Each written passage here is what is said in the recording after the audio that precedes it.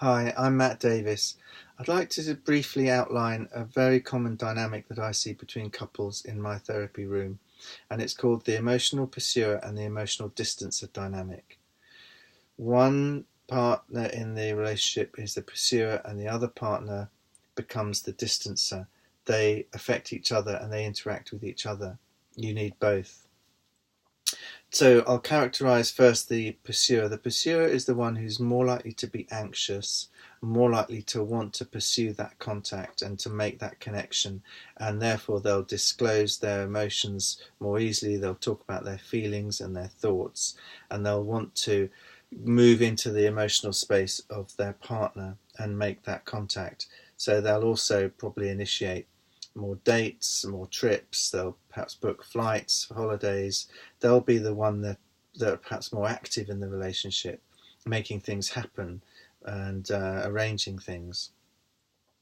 On the other hand, in the other position, the emotional distancer is perhaps the one who's more depressive, slightly more cautious, holds things closer, compartmentalizes their thoughts and feelings, a little bit more suspicious and slower to get excited about social engagements or trips and holidays.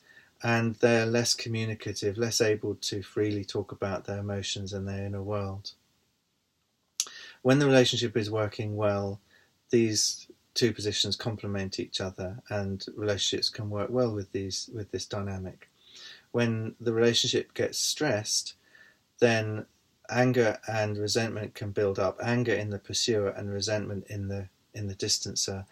The pursuer is more likely to heat up even more and to move towards the distancer, who then moves further away, and thus the distancer regulates the distance and keeps that distance.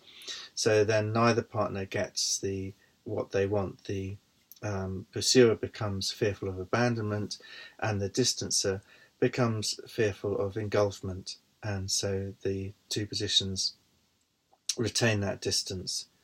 It's worth being aware of this and considering how it operates in your relationship, and to think about where you can be more fluid in the position you take and where you can work with that dynamic, because if one person shifts, the dynamic will change. It's dependent on the two positions interacting with each other. Thanks.